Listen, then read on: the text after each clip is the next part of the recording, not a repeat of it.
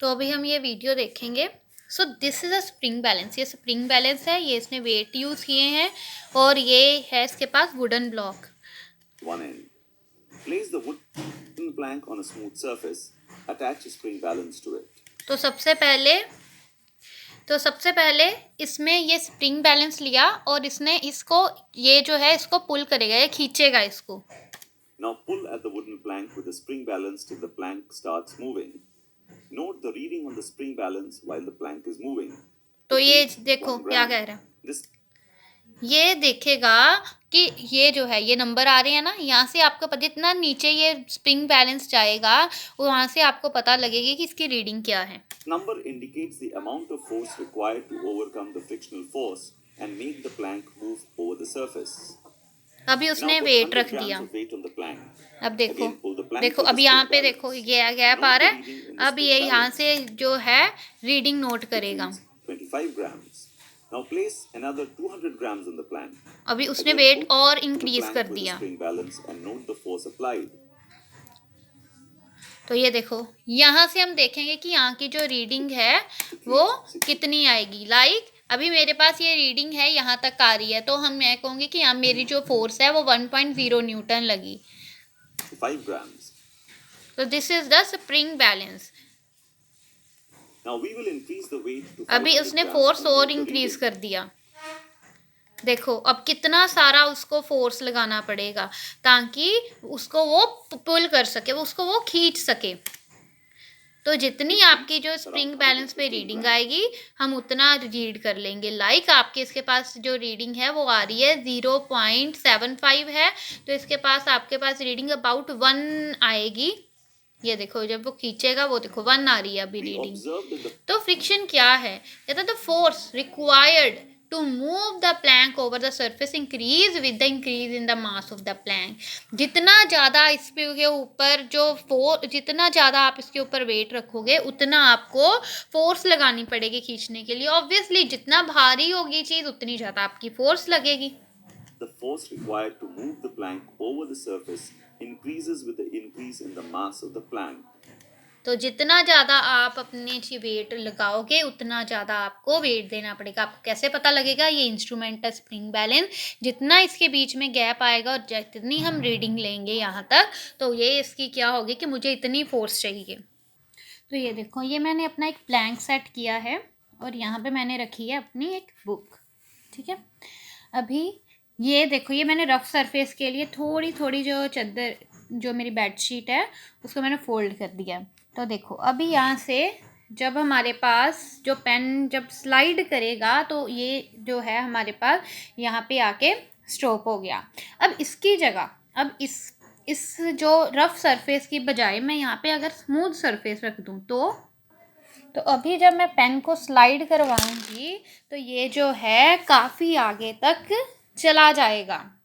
तो हमने क्या देखा, हमने देखा जब हमारे पास स्मूथ सरफेस था, जब मेरे पास बोर्ड था तो पेन जो था काफ़ी आगे तक गया। लेकिन जब मेरी बेडशीट पे थोड़ी थोड़ी सिलवटें थी, तो जब मेरी जो चीज़ थी रफ थी, तो इन दैट केस जो मेरा पेन था वो थोड़ी देर बाद ही स्टॉप हो गया था। इसका मतलब कौन सा फैक्टर जो है रिस्पॉन्सिबल है फ्रिक्शन के लिए, तो जो फ्रिक्शन है वो इरेगुलरिटीज़ के कारण जो है आ सकती है।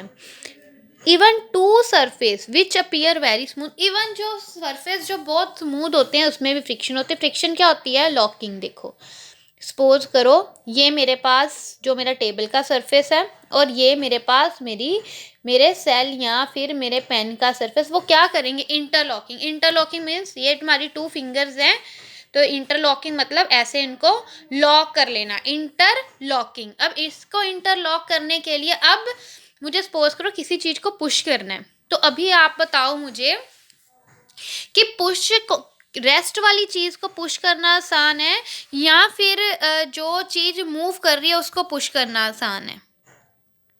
ऑब्वियसली जो रेस्ट पे है उसको पुश करना डिफ़िकल्ट होगा और जो पहले ही मोशन में है उसको जो पुश करना जो है आपके लिए इजी होगा। उसका कारण क्या है, देखो जब आप अभी जो चीज़ रेस्ट पे है उसको पुश करोगे तो उसके में क्या है, ऐसे इंटरलॉकिंग फोर्स है।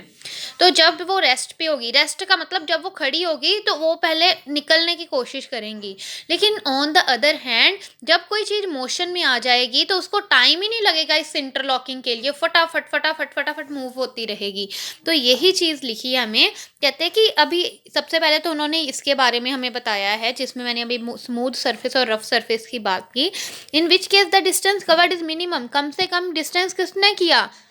Y is the distance covered by the pencil cell different very time, इसके में और इसमें डिफरेंट क्यों था, जो मेरा सेल था या मेरा पेन था या मेरी पेंसिल होगी जो भी था, और डिफरेंट क्यों थी, उनके डिस्टेंस क्यों किया। अब रिजल्ट डिस्कस करते हैं। Does the distance cover depend upon the nature of the surface, क्या सरफेस के नेचर के ऊपर आपका जो डिस्टेंस डिपेंड किया? यस।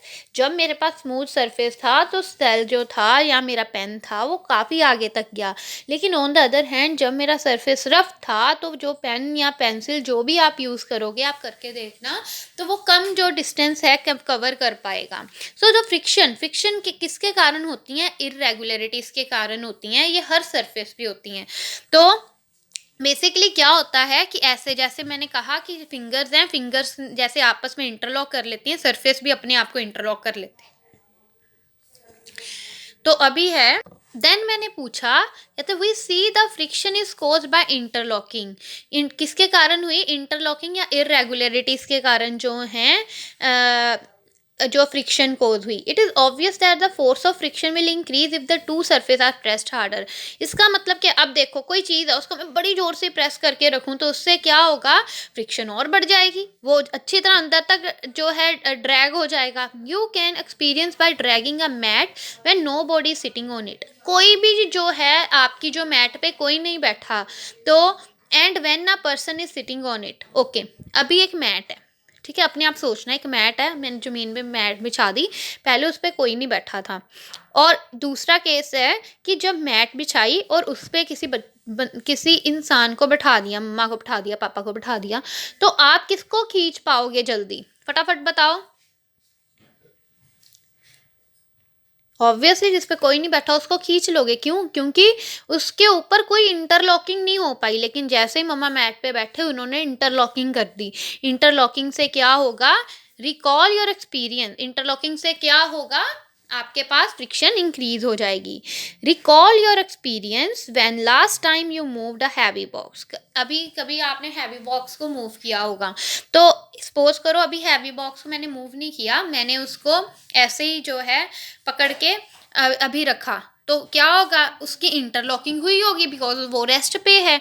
अब इंटरलॉकिंग जब रेस्ट पे होगी तो मुझे फोर्स भी ज़्यादा लगानी पड़ेगी, लेकिन जैसे ही मैं मूव करूँगी, जैसे उसको धक्का लगाना शुरू करूँगी, वो मूव होना अपने आप मूव होना शुरू कर देगा। अब मेरी फोर्स जो है कम लगेगी। तो मेरे पास टू टाइप्स ऑफ फोर्स होती हैं, एक होती है स्टैटिक फोर्स, एक होती है स्लाइडिंग फ्रिक्शन, ठीक है। When the box start sliding, सबसे पहले force required to overcome the friction at the instant an object start from moving from either is a static friction. जब मैंने खड़ी हुई चीज़ को मूव करना है, मुझे जब फोर्स ज़्यादा चाहिए, उसको मैं क्या कहती हूँ? That is known as the static friction. और ऑन द अनदर हैंड जो जो बॉक्स है वो पहले से ही स्लाइड कर रहा है, तो उसको हम क्या कहेंगे? स्लाइडिंग फ्रिक्शन, क्योंकि अपने आप मूव करेगा। एग्जाम्पल, सबसे आसान एग्जाम्पल बताती हूँ। एक कार है, कार जो रेस्ट पे है उसको धक्का लगाना जो डिफ़िकल्ट है, या फिर जो चल रही है कार, मतलब थोड़ी थोड़ी चलनी शुरू हो गई, उसको धक्का लगाना जो डिफ़िकल्ट होगा। ऑब्वियसली खड़ी है, उसको आपको बहुत ज़ोर से धक्का लगाना पड़ेगा। क्यों? क्योंकि जो सरफेस है उसने इंटरलॉकिंग कर ली। जैसे ही कार मूव होनी शुरू हो जाएगी, वो फटाफट आप धक्का लगाओगे, फटाफट वो मूव होनी शुरू हो जाएगी। Now next topic is the friction unnecessary evil.